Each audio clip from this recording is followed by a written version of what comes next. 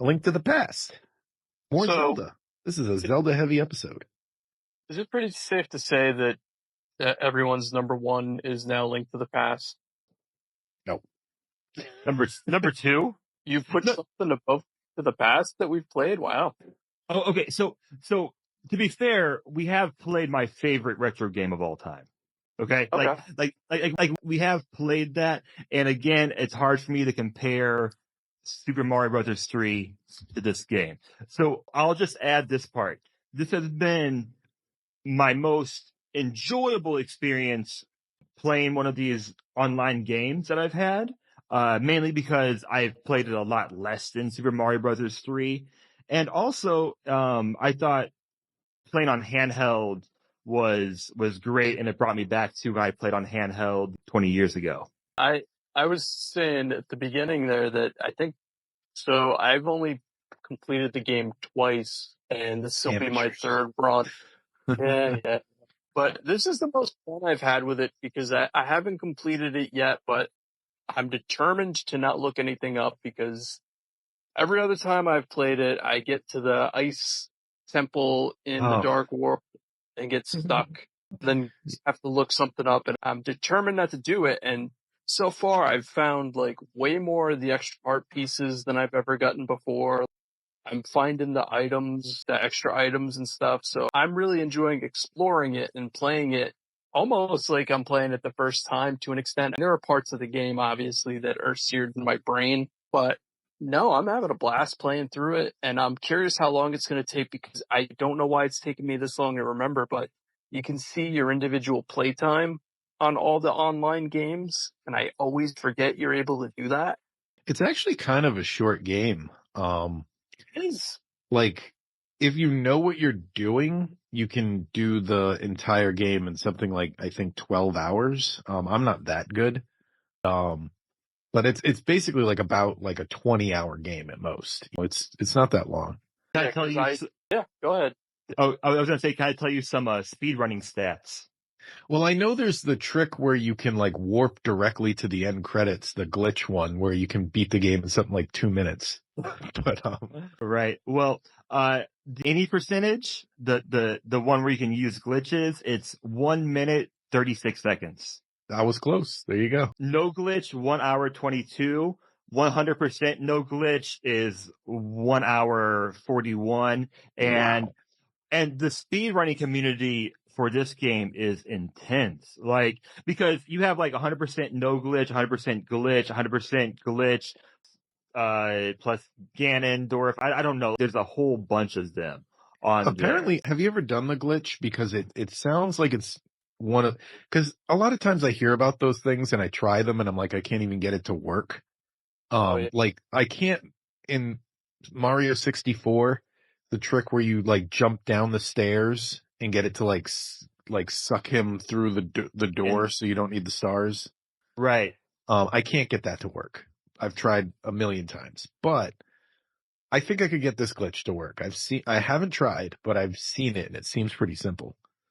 It seems pretty simple, and it seems like because the glitch speed run is from I think from 2018. So I think a lot of it is like just the odds. Like it's like you have to do it just perfectly because if not you'd have to like reset and try it again. But I watched a couple people on YouTube do it, and it looks pretty crazy. And the part with like glitch speedruns that always trip me out, when they're walking through the tiles, Link walks through some rooms that aren't used in the actual game. They're empty. Yeah. But there's like empty space between that and then Ganon, and then you walk right past Ganon to the ending credits. It's really funny. Ganon's like, "Oh, I'm gonna destroy you," and then just nope. Yeah, you just walk right past him.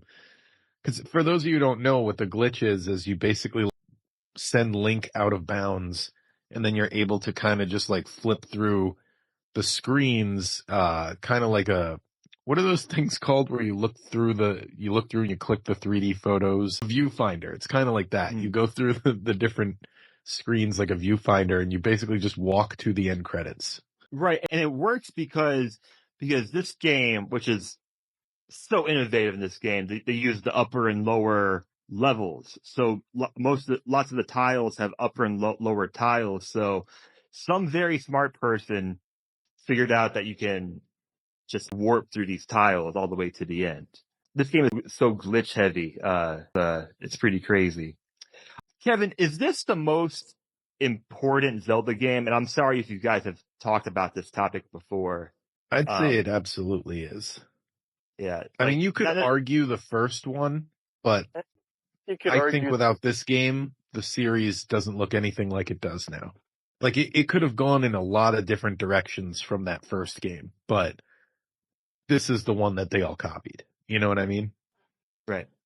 Because this is the one that cemented the formula. Right. And I was looking through, I wanted to tell you some lists as well. I was looking through like list of people's rankings of Zelda games. So GameSpot had this one number 3, Nintendo Life number 4, Kotaku number 3. I also want to add they had Ocarina of Time number 5. I honestly, and maybe I should save this for when Ocarina of Time comes up in the randomizer, but that game has fallen down my rankings over the years, and I don't know if it's because I've drained all of the nostalgia out of it by playing it so many times, but Yeah. I don't think it would be in my top 3 Zelda games anymore. Yeah, it's not for me because just because I found that a lot of N64 games I've either have played too much of or just haven't held up the way I wanted to, as far as the 3D games go. So yeah, totally. Oh, I also wanted to add too, Sports Illustrated ranked this game number 8, just in case you wanted to know, how Sports Illustrated feels about, Uh, Zelda games. I appreciate that they were thinking of gamers at least. Number 8, they had it on the list. They had it right above Skyward Sword. I think that's That's crazy. hilarious. But also, if Sports Illustrated wants to hire me as a gaming journalist, hey, no problem. Um I'll do it. Yeah, but on a lot of these lists, it's surprising how many of them put Zelda 2 as like the worst game. I love Uh, Zelda 2, and you Yeah, know what? I'm going Zelda to take 2. the time to go on my Zelda 2 rant here. Everyone's saying that it's black sheep of the franchise and all that stuff. That's revisionist history. I remember when Zelda 2 was new, because I was there, and I got to tell you, in my neighborhood, we played that more than we played the original Zelda because the side-scrolling elements were more familiar for what video games were at the time. It was like more comfortable, and I don't know. I just remember loving that game when it was out. The insane difficulty level didn't stand out because every NES game had an insane mhm. difficulty level.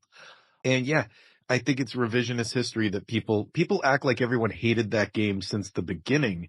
And that's just something that happened over time as you got more Zelda games to compare. When there were just 2, it was like, okay, this one's like this and this one's like that. And we didn't view that game so harshly back then. Well, I have no opinion of it, and I keep in mind that some of these articles they could be written by people that are like my age or younger perhaps, and like they could have not been around and only played this game on a virtual console or only played this game years later.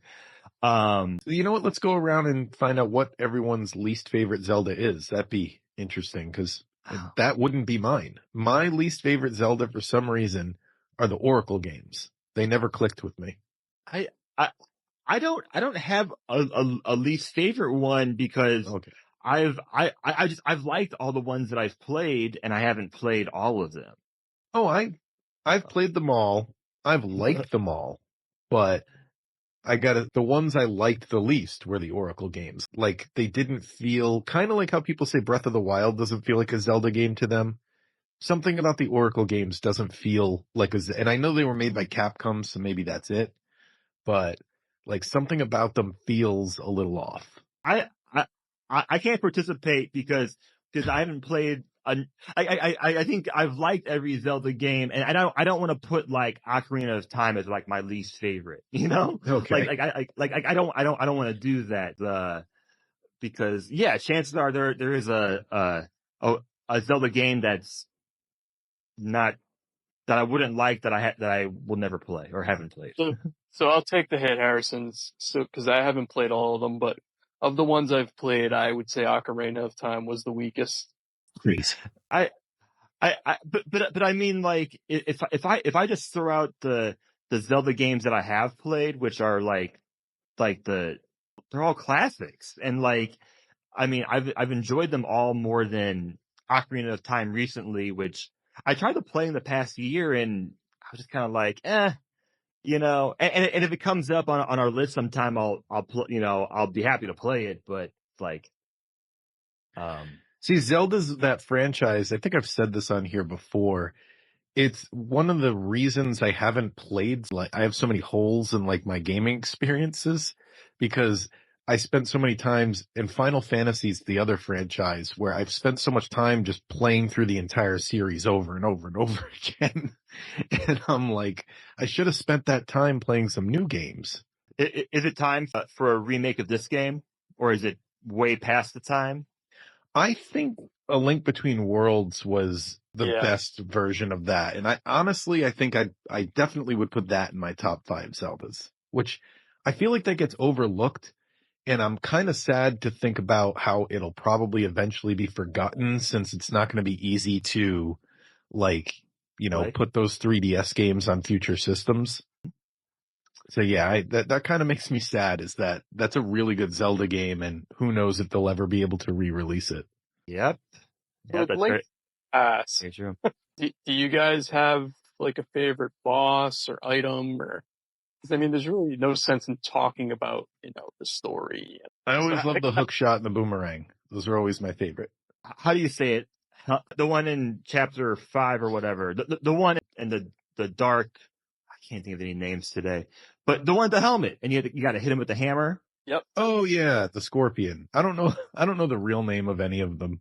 For Yeah, someone who's played the game like a million times, I never bothered to learn It's any like of their names. Helmasar or something. I think that's the only appearance of that boss. I'll tell you, my least favorite boss is the Moldorm, because I always get knocked down. That's that worm thing where it knocks you down a level and you got to start the whole fight over. So this run, I only get knocked down once, and I was like, Really like, I'm looking at the list right now. If people are going to say, you just said you don't know any of their names. I brought the list up so I could. I really like the Mothula is apparently its name, which is the moth on fire. Cool to light that thing on fire. Blind, is that the thief leader? That's a really good boss fight. Yep. Trying to there's really not, I guess, just the worm, and I feel like later bosses in the Dark World isn't great. The eyeballs comes back a few times in the series. I'm just looking. I love lighting that moth on fire. That's a really, really good fight. Like, so I guess the game didn't register when I beat that because I had beaten that, and then I did blind. This morning I was playing a little bit, and I got the cape and got my sword tempered, which I've never done before, so that was cool. But the 3 was blinking, and I'm like, I beat that dungeon, and I went back, and somehow the boss had respawned, so I killed it again. That really great boss fight. I like the arena. I don't know it. Think about games like this. Oh, go ahead. I like the Knights fight, the first one you do. Oh, that's what they do when you shoot them. That's a really good one. And then I've never been able to say the sorcerer's name, but the fight with him before you go to the Dark World's good. Aghanim. Is that how you say it? I have no idea. That's how I say it. Okay. But between that and then I think it's got a lot of great enemies. Like, I wish Cyclops would come back. You know what I can't say is the guy who gives you the first, the Shash. That guy's, nope. Cyclopses need to come back. I'm trying to think what else hasn't really. There's a model for them in was it Majora's Mask or Ocarina of Time? One of the Nintendo 64, it was Ocarina of Time, um, has an unused, enemy of those eyeball statues. 'Cause, Huh. I don't know, there's a lot of really good enemies, and this is gonna sound ridiculous, but I didn't really notice the great details and the artwork in the game till I played it this time. I don't know if it's because I'm playing it handheld on the OLED. It's gorgeous. Just gorgeous looking. Yeah, Yeah. it's pixel art. Like the definition, pixel, that is art, not a Like fan. this Link like moves my favorite. Like puts the sword away and he just kind of struts around. When you drain the water from that one temple, you get the fish flopping around outside. That's a great visual. Speaking of bombs and Cyclopses, I didn't notice till this playthrough when they throw the bomb in the water that the fish skeleton jumps out. Like this remind me of a time I don't think we can ever go back to Yep. because like played games differently when this was in its heyday. I remember having files where I would like make it to the dark world and I would have like 3 or 4 different dungeons like half finished, stuck, but I already got the dungeon item. So you could, Yeah. make whatever map. You didn't have to beat the boss. You could make progression on the map because now you've got whatever item that dungeon gives you. And I would have like 3 or 4 different dungeons like half completed.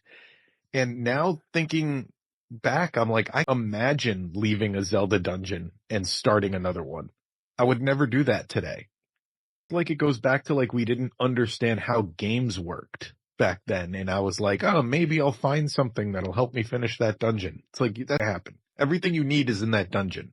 I've been conditioned now to know that. And it's great, like the conditioning of this game of where like right from the very beginning, it's like here you are, you're Link, and we're not going to tell you, we're going to like give you some guidance, but we're not going to tell you exactly how to get there. And just kind of having that freedom just right in the very beginning. Again, like going to like, I just think this is setting the precedent for lots of other Zelda games and just that the satisfaction and the exploration that you get from playing them. I watched the sequelitis video where he talks about, how good this game is. I'll have to look it up. It is one of the funniest internet videos I've ever seen. I watch that thing all the time. You have to know before you watch it, Sean, it predates Breath of the Wild. And one Okay. thing that's kind of interesting about the video is a lot of the things that he hammers in as this is what a Zelda game should be ended up in Breath of the Wild. It almost makes me wonder if Nintendo saw that video. Not that they, Oh, geared the whole game around it, but like I think they saw this is a popular video. A lot of people agree with him. I think Nintendo listens to everything. And I think it's pretty apparent now that Nintendo is watching a lot of YouTube videos. So, Yeah, because he'll get taken down this week. yeah, yeah. And like, like we're a positive podcast, but that's thing that is really makes me nervous. It really does. Yeah, that's one of the reasons I kept our show logo as vague as it is. I was like, I don't want Nintendo taking our podcast down. yeah, Guys, I want that show ended. I, I haven't seen that video. Oh, I learned that this game it was made on a 8 megabit cart, which was twice the amount as the regular cart for when these games came out. So 8 megabit is 1 megabyte. So it was twice the size of a normal cart. And I think it's funny that like the production team was really excited to have the extra space to like create this world. And it just spent time back then. It's a very innocent time. Like, hey guys, like got a whole extra 512 kilobytes, to No, yeah, where, one thing I always think of for that makes me laugh is if you save an image of like the cover art for an NES game, file of that image of the cover art will be a bigger file than the game was. yeah. Now we have developers that have the liberty of going, oh, like 90 gigabytes. Whatever. Like it's gonna take up most of their space, but like there's no limits now. And like what Breath of the Wild was like 17 gigabytes. Yep, So this 17. is like exponentially. When are we gonna get our first terabyte video game? It's gonna be one of the I don't know, a game that I don't play. It was No Man's Sky. Wasn't that like a ridiculously big game? Right now, see if I can find the biggest game. I don't know. The biggest game I've ever had on Switch is about 30 gigabytes, and it's yeah. Yeah, I think And Doom Eternal's the biggest game I've had on my Switch. just fun fact, biggest Super Nintendo game is Tales of Fantasia, which was 48 megabits or 6 megabytes. Biggest card. So the cards they actually got a lot bigger for Super Nintendo as the time went on, which I never knew. I'm looking at this now. Some of these file sizes don't seem right. I think the problem varies by platform. That's true. Yeah. It says here, this isn't the biggest one, but it says that Red Redemption 2 is 150 gigs. That doesn't seem like it's right. It's a massive game. Yeah, what are you talking about 150 gigs? But I don't think that's right because I see people play it on Steam Deck. Which, I mean, you could play a game that big on Steam Deck, but I'm not so sure about that. This article's more reliable. Let me scroll down to number 1. And nope, Call of Duty Black Ops Cold War 250 gigs. There's no way that's right. I was right. It's a game that I'm not going to play. Break, that is. No, but this also lists Red Dead 2 as 150 gigs. I don't know if you know what they're talking about, write us an email because I don't know what the heck they're talking about. That email is nintendotherapypod@gmail.com. Comment down below. Yes. So, Harrison, Subscribe button. Through a Link to the Past all the way before, or is this going to be the first time? Completed it on Game Boy Advance, but I don't think I ever played it on Super Nintendo. Again, I was like, I missed it. I was too young, but I remember playing the remake, and I was trying to think of if I had played it on 3DS or like on Virtual Console, but I don't think I ever have until this point. And playing it on my OLED has been great. I mean, it's just been just a very enjoyable experience. Oh, that's what I was to ask you guys whenever we do this. Do you use the CRT filter? Because I always use that when I have the option. I never think about using that. No, I played around with a few of the Game Boy ones they have, but none of them were good enough to stay on. Something though, when I put those on, I didn't know the Game Boy Pocket had a different display. Did you know that? No, I didn't know that.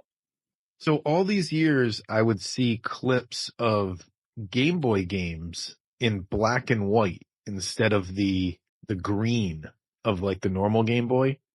And I always thought that was being run through an emulator, but apparently the Game Boy Pocket in black and white instead of green and white or whatever you want to call it. So I learned that. And Game Boy Color, clear purple one that everybody had. This is in our rankings. Sounds like I put it at the top. Sean put it at the top. Harrison, you're putting it at number 2. Solid top 3 you got here, Harrison. You got Super Mario Brothers 3, A Link to the Past, and Super Mario World 2. All of our top 3s, they're just in a different order. Which are all like the S tier, the plays. Yeah, then the Gaming Hall of Fame games. Yeah, like if you have the online service, you haven't played the game, you got to play it at some point. This game belongs in space. Also wanted to add that this is the 6th best-selling Zelda game to the current point. It's the 6th best-selling, and it's kind of interesting that, like, according to a few sources I checked, it's at 4.6 million overall. the re-release.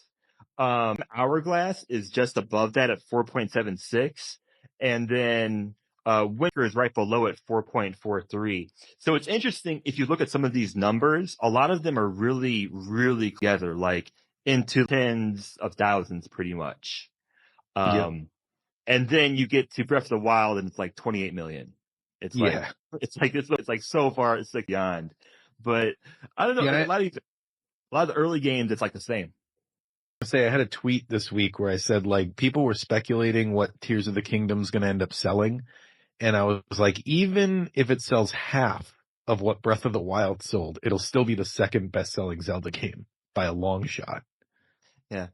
Well, I'm surprised. I mean, the remake for Link's Awakening sold over 6 million copies. And I was like, oh my God. It's like, I thought that was going to tell them, like, hey, there's still an audience for the top-down Zelda games. Please give us more of these. Like, here's what you could do. How about you make the 3D Zeldas the experimental games where you do all this weird stuff that doesn't feel like a Zelda game, like people say Breath of the Wild is. And then you give us the traditional dungeon crawl with the top-down games and just keep giving us both. See a top-down game on a console, home console, which, those usually were going to the 3DS and the DS and stuff. Mm-hmm. Right. I mean, this is a remake, and it's in the top 5 best-selling Zelda games ever. I don't count that as like a count. I don't count that I can't talk. I don't count that as a console top-down game because it's a remake. Sure, yeah, it's a remake with crazy numbers. That's the only way I interpreted it. Hey, my copy's in there. I bought it. Yeah, me too. All the dungeons, the thing where you have to create a dungeon.